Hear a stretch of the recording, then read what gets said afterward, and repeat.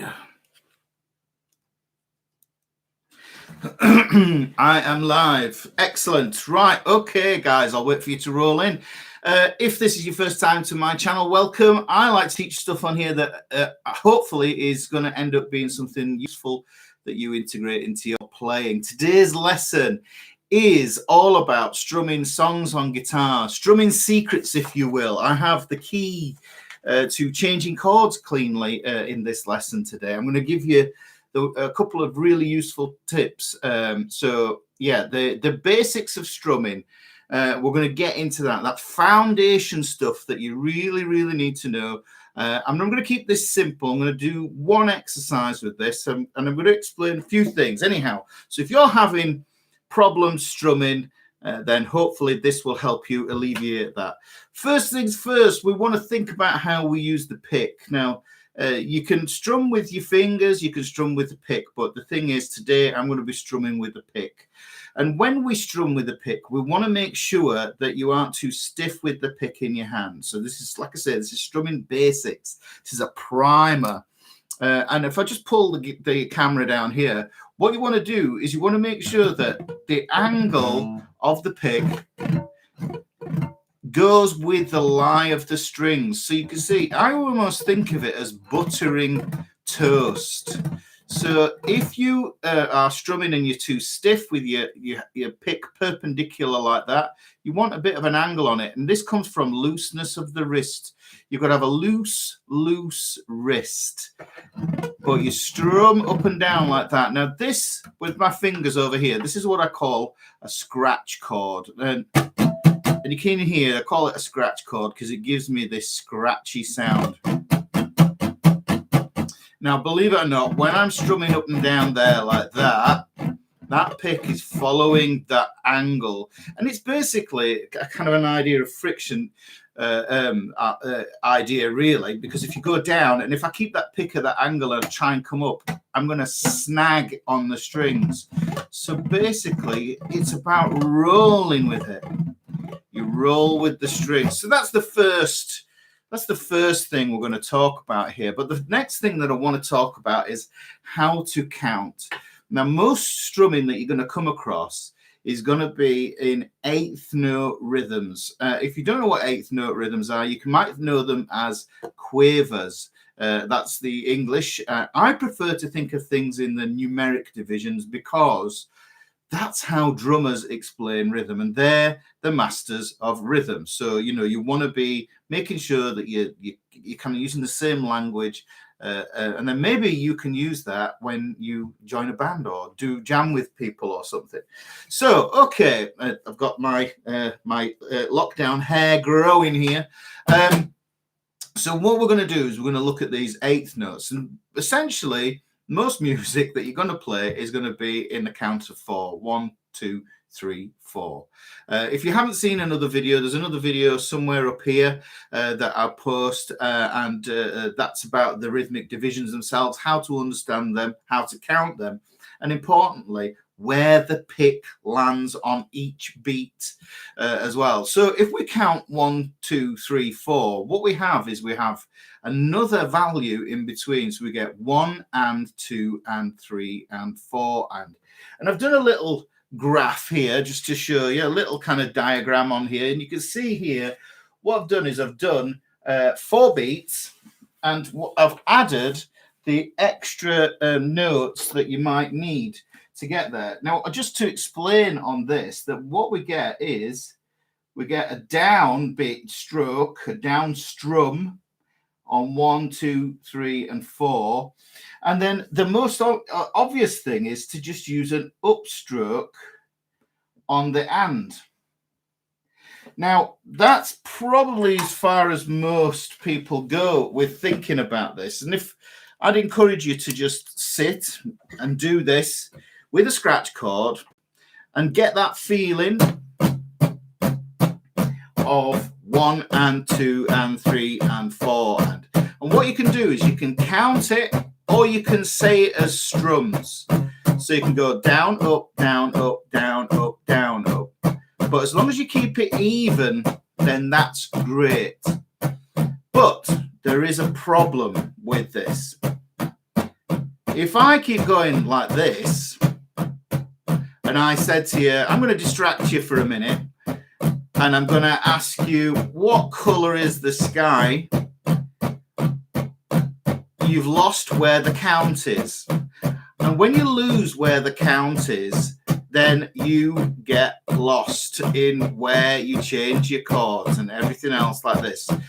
So this strum that I'm doing is even. There is no idea of where 1 is. 1 is where you want to place it. So if I said 1, 2, 3, 4, it could be there. And you're probably still counting 1, 2, 3, 4 from when I said. But we don't want that.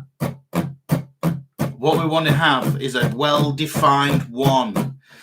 There is a video, and I will include this. I'll include a link to this in the description below. It's a Bootsy Collins video, and it's all about the 1. If you like funky stuff, then that's all about the 1. And if you don't know where the 1 is, that's when you start to get lost. Now, how do you understand where the 1 is?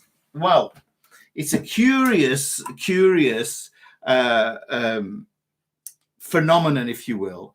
And I'm going to ask you a question. And the question is, what was the first sound you heard before you were born? And if you're scratching your head, I'll give you a couple of seconds. The sound you heard before you were born was your mother's heartbeat. And generally, some people think they have no rhythm, but a matter of fact, you do have rhythm, because the rhythm is the first thing that you experienced as a sentient being in your mother's womb. It's the first thing that happens. Hearing is the first thing that happens. So the pulse of your mother's heartbeat, which goes boom, boom, boom, boom, is the thing that is key to all music and to all of us human beings. And it's called the binary pulse. Now, it just so happens that the binary pulse works beautifully on this here. And we show it with accents. That's these guys here. See these accents here. And you can see that what I've done is I've got a bigger accent on the 1 here and a smaller accent on the 3rd beat here. So if you were to say that, and that means that that's just a little bit louder, then what you get is 1 and 2 and 3 and 4 and 1 and 2 and 3 and 4. And you can hear there that the binary pulse is a magical thing for letting you know exactly where you are in the beat. It gives you the feel. This is the way, if your strumming is flat and feels very, very, just very plain, then what it is generally that it's lacking the feel of the binary pulse. So the binary pulse, I want to get that in there. Now let me just switch back down to my scratch chord again. And if I do my scratch chord here,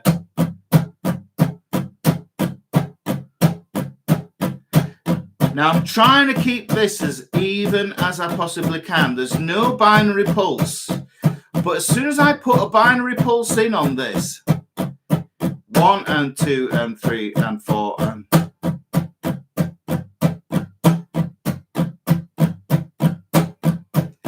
you have no choice in hearing where 1 is. I'll lay it out for you.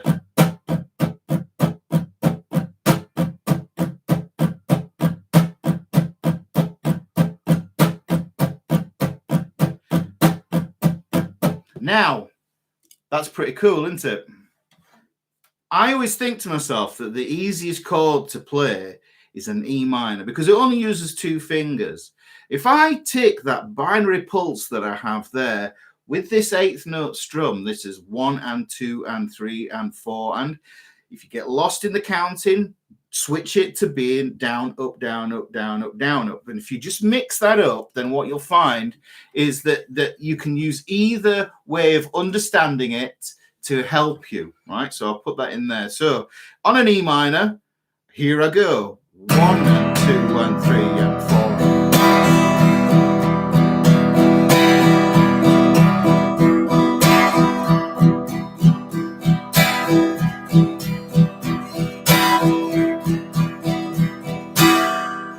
see how much easier it was to understand where the one was. So the key to having this, getting the strumming going, is to know where the binary pulse is. This is even for time signatures like 5, 4, 7, 8, all those fancy ones. You can displace the binary pulse and get different feelings. But the thing is, the main thing is, this is the fundamental thing that you need to understand. The binary pulse is the key to rhythm playing. It really is the key to rhythm playing. And also worth noting is that this right hand, the strumming hand, is an engine. The engine doesn't stop. It doesn't turn off. You get this scratch chord going. Just keep going up and down like this. Put the binary pulse in.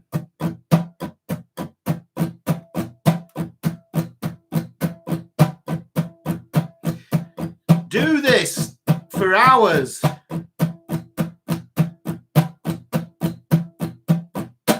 Right, guys, I hope you got some value from that. I'm going to come back and I'm going to do some more videos on rhythm. I'm going to talk about the secret to changing chords cleanly.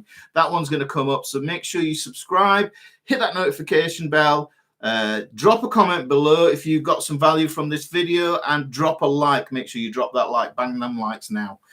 So I will see you in the next video, and I'm going to keep it simple. I'm just going to do this, move the camera around, and like I was doing before. Yes, Jetmo, you can do this on electric guitars.